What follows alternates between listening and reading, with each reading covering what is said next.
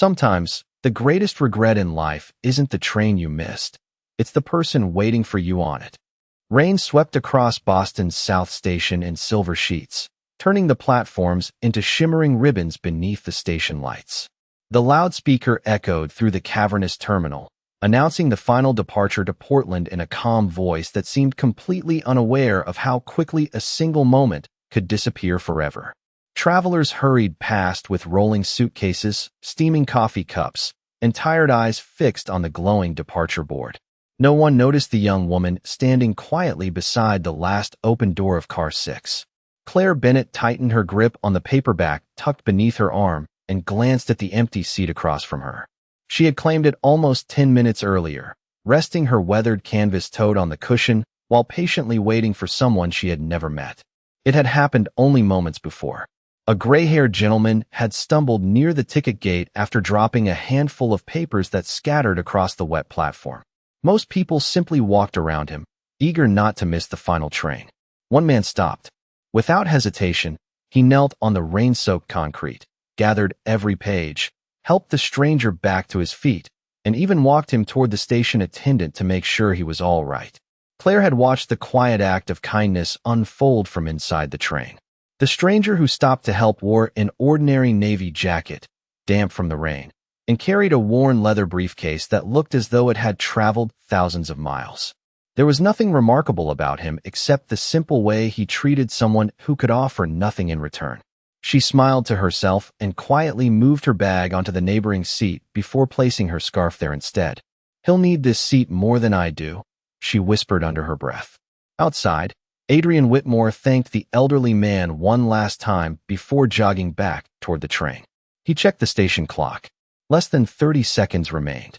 His shoes splashed through shallow puddles as he hurried across the platform, unaware that someone he had never spoken to had already made room for him. Claire spotted him weaving through the crowd and lifted her hand just enough to catch his attention. Their eyes met for the briefest instant. She offered a small, encouraging smile, the kind shared between strangers that asks for nothing except hope. Adrian saw the open seat beside the window. He saw the woman waiting beside it. He pushed forward. Then the warning chime sounded. The train doors began to slide together. "Hold the door," someone shouted behind him, but the conductor simply shook his head. Adrian reached the platform edge one heartbeat too late. The doors sealed with a soft mechanical click. The train eased forward.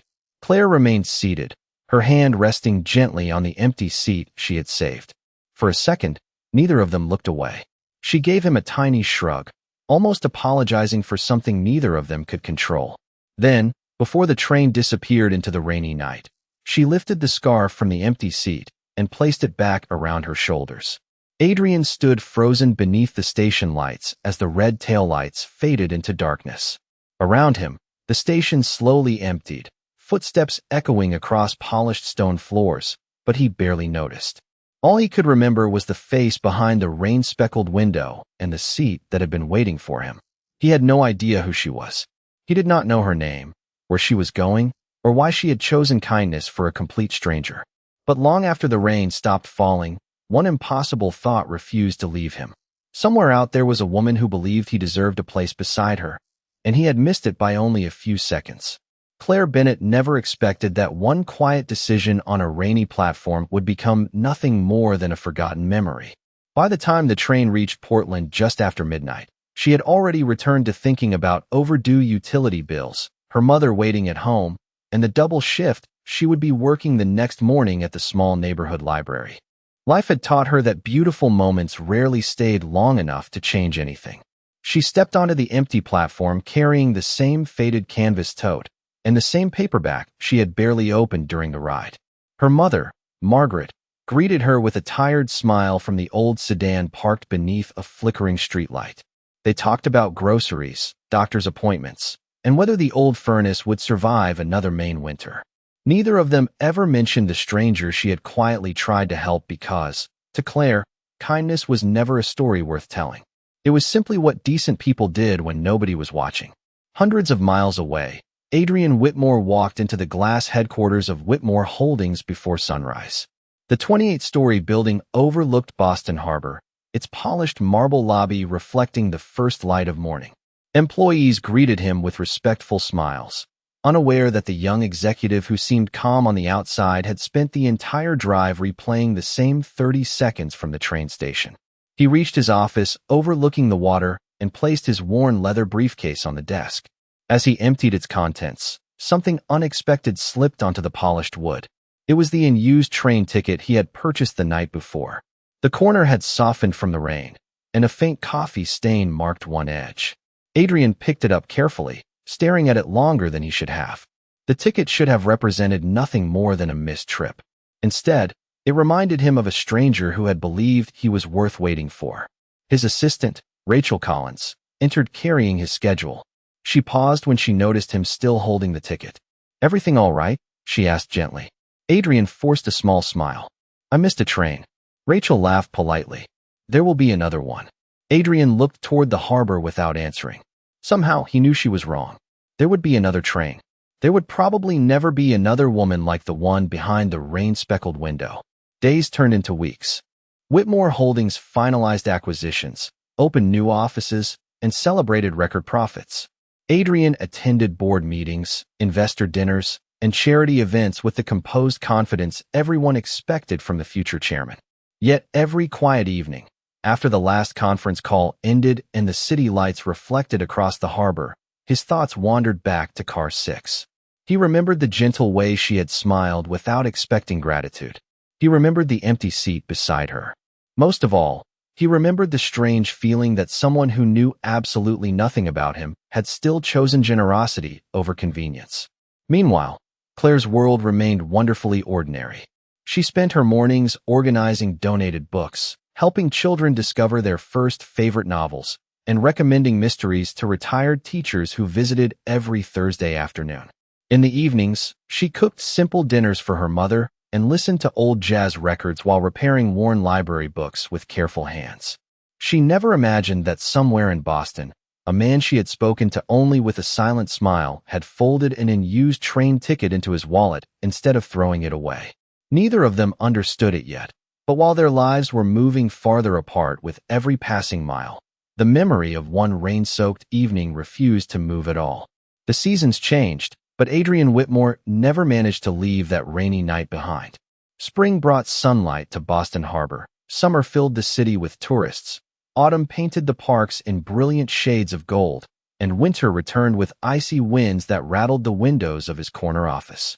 His career moved exactly as everyone had predicted. Before his 35th birthday, he became the youngest chairman in Whitmore Holdings history, leading thousands of employees across the country. Financial magazines praised his vision. Television hosts called him one of America's brightest business leaders. Investors admired his discipline, while competitors respected his calm judgment. Yet every achievement arrived carrying the same quiet emptiness because there was one success money could never purchase.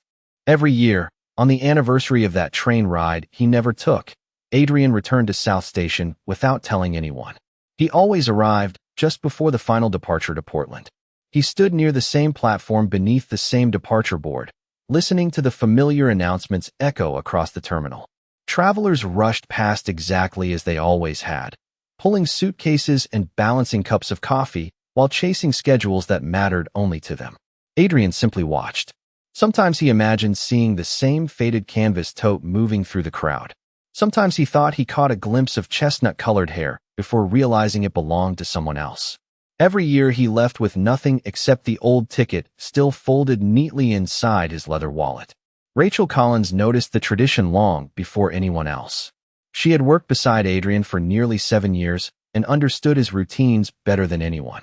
One December evening, after watching him cancel another dinner invitation to leave the office unusually early, she finally asked, "You always disappear on this date. Is there somewhere important you go?" Adrian looked at the skyline glowing beyond the glass walls before answering with a quiet smile. "There was someone I should have met." Rachel waited for him to continue, but he simply slipped the worn train ticket back into his wallet. She realized that whatever story lived behind those words had never truly ended. While Adrian searched for a memory, Claire Bennett continued building a life she never considered extraordinary.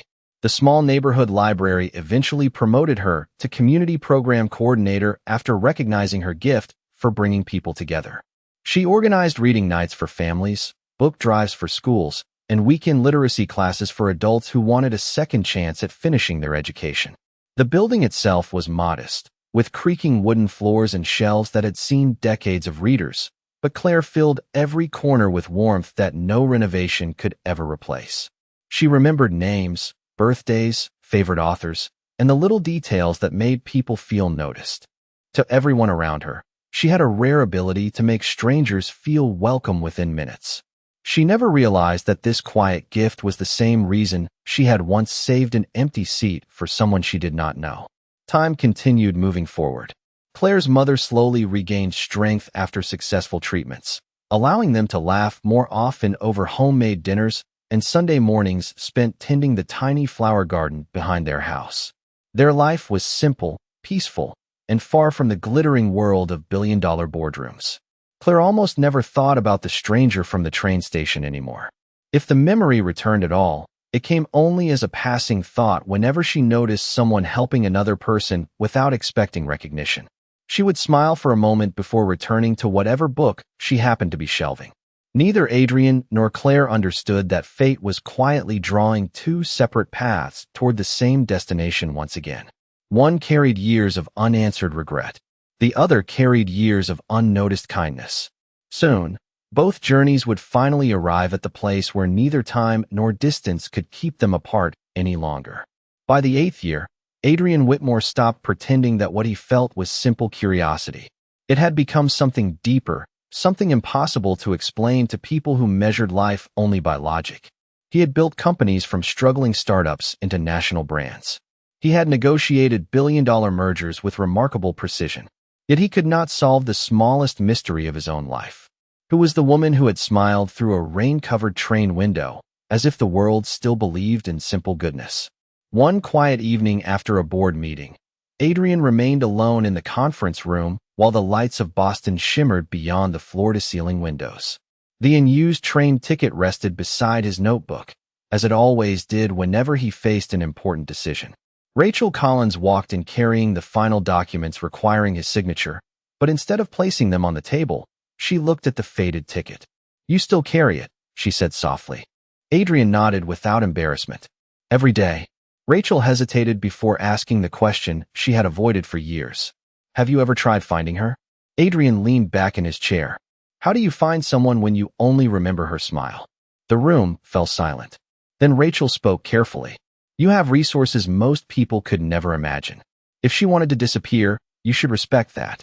But if fate simply separated two strangers, maybe you owe it to both of you to try." Those words stayed with Adrian long after she left.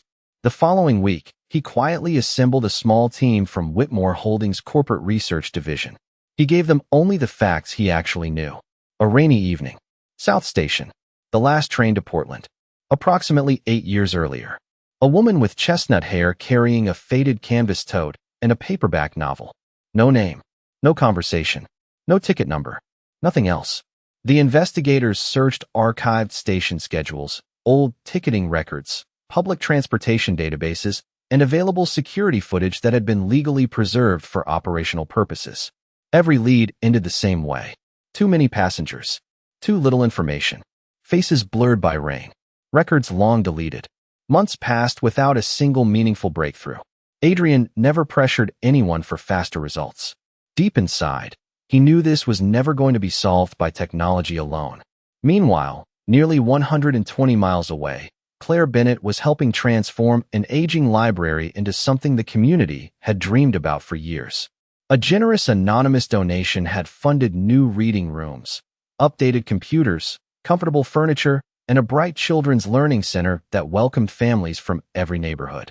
Claire worked alongside volunteers almost every weekend, painting walls, unpacking donated books, arranging shelves, and personally writing handwritten welcome notes that would be tucked inside the first borrowed books after reopening day.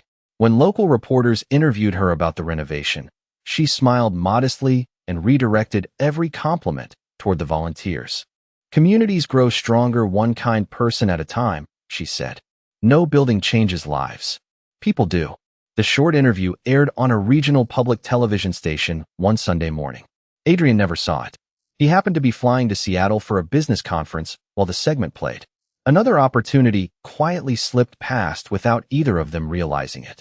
Weeks later, the library announced its grand reopening along with a statewide literacy initiative that would recognize organizations supporting education across New England. One of the largest sponsors unexpectedly accepted the invitation to attend the celebration in person. The announcement barely attracted Claire's attention because she was far more concerned about arranging chairs, preparing refreshments, and making sure every child left with a free book. She smiled as she checked the seating chart one final time, completely unaware that fate was preparing another seat for someone she had unknowingly been waiting to meet again. The morning of the library's grand reopening arrived with bright blue skies and the crisp breeze of early October. Sunlight streamed through the newly restored windows, filling every corner with warmth that made the old building feel alive again. Fresh flowers decorated the front desk. Children laughed as they explored colorful reading corners, and volunteers hurried between tables carrying trays of homemade cookies and hot apple cider. Claire Bennett moved through the crowd with her usual quiet confidence, greeting neighbors by name and making certain every guest felt welcome before thinking about herself. She straightened a stack of donated books, adjusted a crooked welcome sign, and thanked the high school students who had spent weeks helping repaint the community room. To Claire, this day was never about recognition. It was about proving that kindness could build something lasting. Nearly 2 hours later, a line of black vehicles turned onto the narrow street outside the library. The guests barely noticed at first, assuming another sponsor had arrived. Claire glanced toward the entrance only long enough to remind herself to thank whoever had contributed so generously to the renovation fund. She quickly returned to helping an elderly woman locate the local history section. Outside, Adrian Whitmore stepped from the lead vehicle wearing a charcoal suit without a tie, choosing simplicity over formality. The event had been added to his calendar weeks earlier after Whitmore Holdings agreed to become the Literacy Initiative's largest corporate partner. He expected another ribbon cutting, another speech, another afternoon shaking hands before returning to Boston. Nothing more. As he entered the library, he paused for a brief moment to appreciate the warmth inside. The scent of old books mixed with fresh coffee instantly reminded him of places he had loved as a child before business had consumed nearly every hour of his life. A volunteer welcomed him with a smile and invited him to look around before the ceremony began. Adrian nodded politely and wandered between the shelves, admiring handwritten recommendation cards tucked beneath different novels. Whoever organized this place clearly believed books could change lives. That thought made him smile. Across the room, Claire lifted another box of donated paperbacks and turned toward the history section. She nearly walked straight into him. The box slipped slightly in her hands before Adrian instinctively reached forward to steady it. "I have it," he said gently. Claire looked up. "Thank you." For one suspended heartbeat, neither of them spoke. Adrian felt something strangely familiar in her eyes, a feeling that arrived before memory itself. Claire thought he looked vaguely familiar too, but years had changed them both. The young man in the rain-soaked jacket had become a polished executive. The young woman carrying a canvas tote had grown into someone more confident, though her gentle smile remained exactly the same. "These books have a habit of trying to escape," Claire joked softly. Adrian laughed, surprising himself with how natural it felt. "I suppose they are eager to be read." She smiled again, the same warm smile that had once waited behind a rain-covered train window, though neither of them recognized the connection. "Are you visiting from out of town?" she asked. "Boston," Adrian replied. "Our company is supporting today's program." Claire nodded appreciatively. "Then thank you. Donations like yours keep places like this alive." Before Adrian could answer, another volunteer hurried over. "Claire, the guests are arriving for the ceremony. They need you near the stage." She excused herself with an apologetic smile and disappeared into the growing crowd. Adrian watched her walk away longer than he intended. Something deep inside him refused to let the moment go. He could not explain why the sound of her voice felt strangely familiar or why her smile stirred a memory that remained just beyond reach. A few minutes later, he took his reserved seat in the front row and unfolded the printed event program. Halfway down the page, beneath the list of community organizers, one name immediately caught his attention. Community Program Director, Claire Bennett. He quietly repeated the name to himself, unaware that within the next hour, One forgotten memory was finally about to find its missing piece. The applause gradually settled as the master of ceremonies stepped onto the small wooden stage built between rows of bookshelves. Families found their seats, children whispered excitedly, and volunteers gathered near the back of the room with proud smiles on their faces. Claire Bennett stood beside the podium holding a stack of thank you certificates, completely focused on making sure every volunteer received recognition. She barely glanced at the list of guest speakers. To her, every donor deserved appreciation, whether they had contributed $10 or $10 million. The master of ceremonies smiled warmly before addressing the audience. Today is more than the reopening of a library.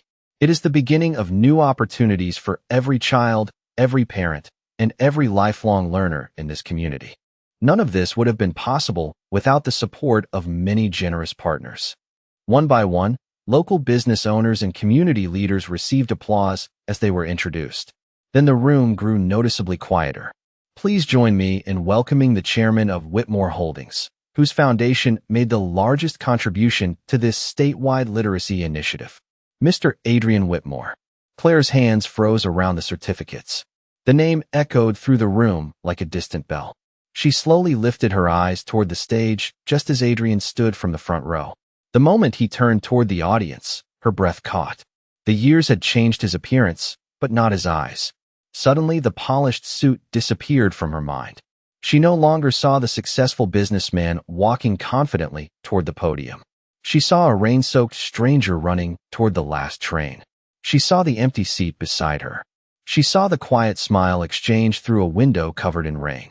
Adrian reached the microphone, but before speaking, his eyes instinctively searched the audience.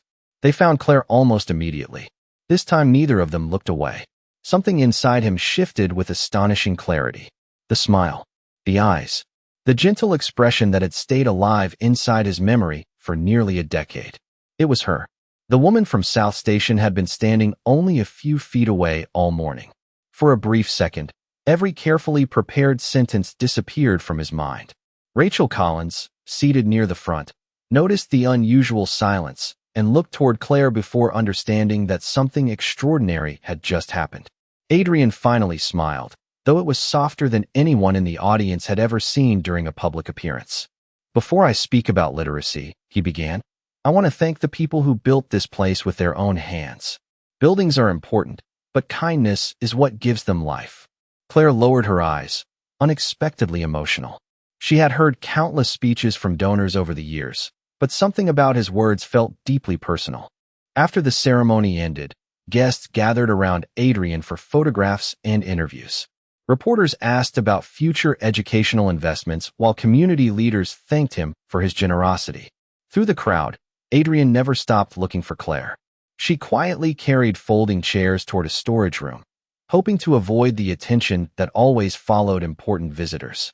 As she placed the last chair against the wall, she heard calm footsteps behind her. She turned slowly. Adrian stood in the doorway, holding the printed event program that still displayed her name beneath the list of organizers. Neither of them spoke at first. The silence felt strangely familiar, almost like the one they had shared years earlier through the rain-covered train window. Adrian looked at her with quiet certainty before asking the question he had carried in his heart for 8 long years.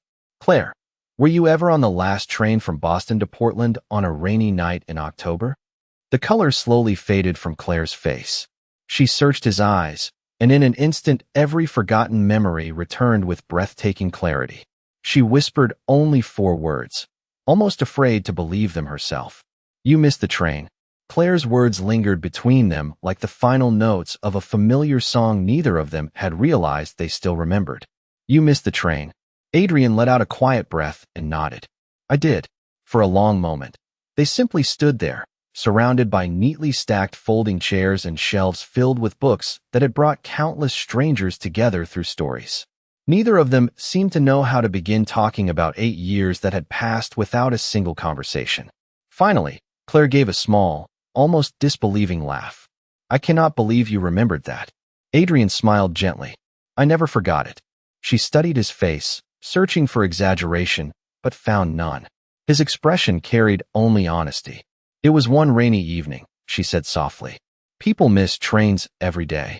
Adrian reached into the inside pocket of his suit jacket and carefully unfolded something protected inside a slim leather card holder. It was the old train ticket, its edges worn and faded from years of being carried everywhere. Claire stared at it in silence. "You kept it?" she whispered. "Every single day," Adrian answered. "Whenever I thought about giving up on people, I looked at this ticket and remembered someone who saved a seat for a stranger without expecting anything in return." Claire looked away, unexpectedly overwhelmed. She had never imagined such a small gesture could leave such a lasting mark on another person's life. To her, it had simply been the right thing to do. She slowly shook her head. "You built companies. You changed thousands of lives. I only saved an empty seat." Adrian answered without hesitation. "No. You reminded me who I wanted to become before success complicated everything." Before Claire could respond, several guests entered the hallway looking for Adrian. A reporter approached with a camera crew and politely asked if he could spare a few minutes for an interview. Adrian glanced toward Claire before turning back to the reporter. "Please excuse me. I will join you shortly." The reporter nodded and stepped away. Claire noticed how easily he could command everyone's attention without raising his voice. It reminded her once again that the quiet stranger she remembered had become one of the most influential business leaders in the country. Suddenly, the distance between their lives felt much greater than the miles between Boston and Portland. "You should not keep them waiting," Claire said with a polite smile. Adrian looked at her carefully. "Will I see you again?" Claire hesitated. Part of her wanted to say yes immediately. Another part quietly questioned whether their worlds could ever truly fit together. She had spent years building a life measured by community dinners, library events, and helping neighbors find hope inside old books. His life unfolded inside boardrooms, international flights, and headlines read across the country. "I do not know," she admitted honestly. "Why?" Adrian asked. Claire folded her hands together as if choosing every word with care. "Because I do not want to become a beautiful story you tell at charity dinners." Adrian's smile faded. She continued gently, never accusing, only protecting herself. "You remember a girl on a train, but that girl no longer exists. Life changed both of us. I do not want to be admired because of one memory." Adrian lowered his eyes for a brief moment before looking back at her. "I'm not searching for a memory anymore." Claire offered a grateful smile, but sadness remained behind it. "Maybe you believe that today, but memories have a way of making ordinary people seem extraordinary." She stepped backward toward the library entrance. "Thank you for helping this place. It means more than you know." With that, she quietly walked away to greet another family arriving for the afternoon reading session. Adrian remained standing in the hallway, still holding the faded train ticket. For the first time in 8 years, he had finally found the woman he had searched for. Yet he understood something that had never occurred to him before. Finding Claire Bennett had not been the end of his journey. It was only the beginning. If he truly wanted a place in her life, he would have to earn it the same way she had earned a place in his heart years ago, not with wealth, not with influence, but with quiet actions that asked for nothing in return. The weeks that followed passed without dramatic gestures, expensive gifts, or unexpected headlines. Adrian Whitmore understood that Claire had not rejected him because of who he was. She had questioned whether he truly saw the woman standing before him or only the memory she represented. For the first time in years, he decided not to solve a problem with money or influence. Instead, he simply showed up. Every other Saturday morning, Adrian quietly drove from Boston to Portland without informing reporters or business associates. He volunteered at the library like everyone else. Some weekends he unpacked donated books.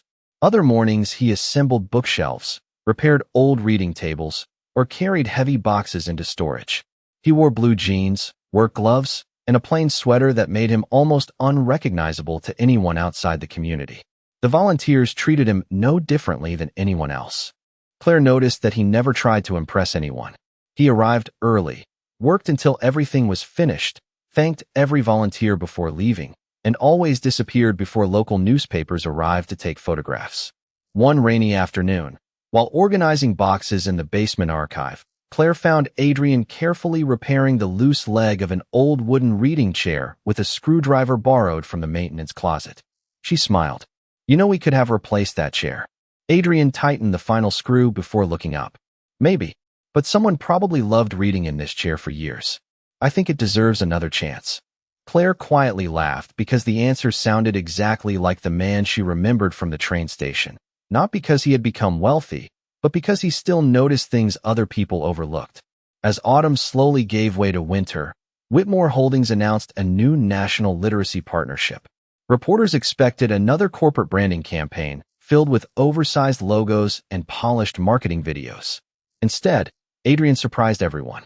The largest portion of the funding would be distributed directly to independent community libraries chosen by local volunteers rather than corporate executives.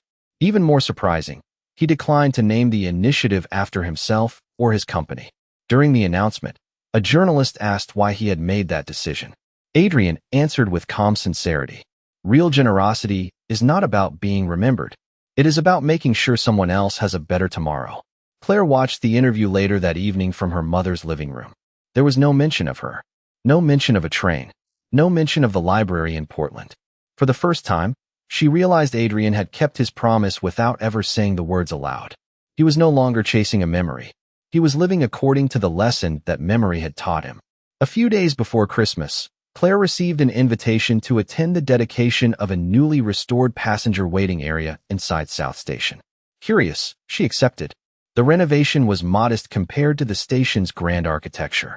Fresh wooden benches replaced worn seating, warm lighting softened the old brick walls, and a small bronze plaque stood beside one particular window overlooking the tracks.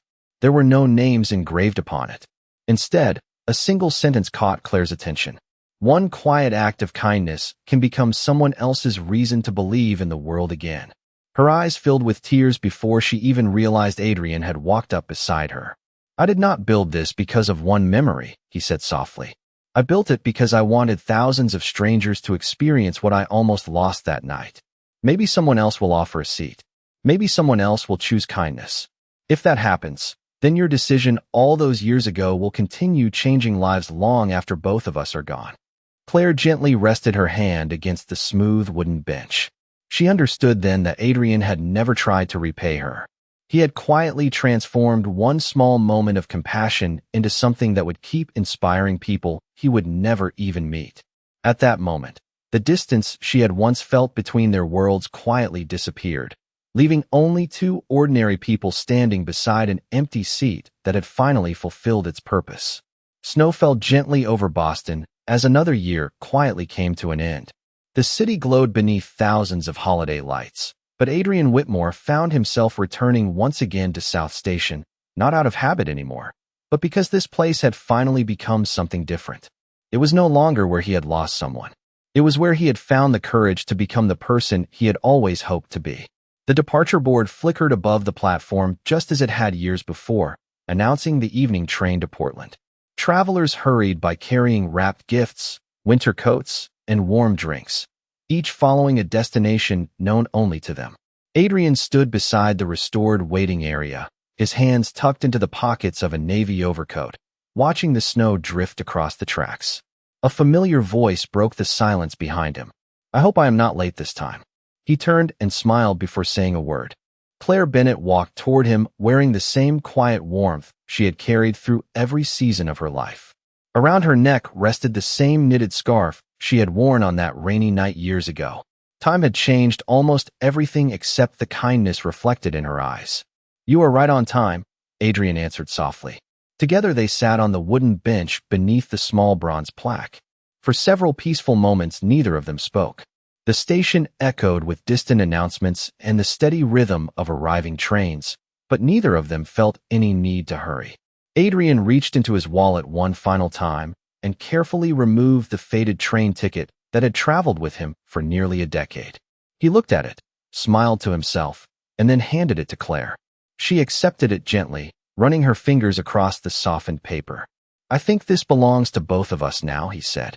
Claire looked at him with quiet emotion before folding the ticket and slipping it inside the pages of the paperback novel she had brought with her that evening.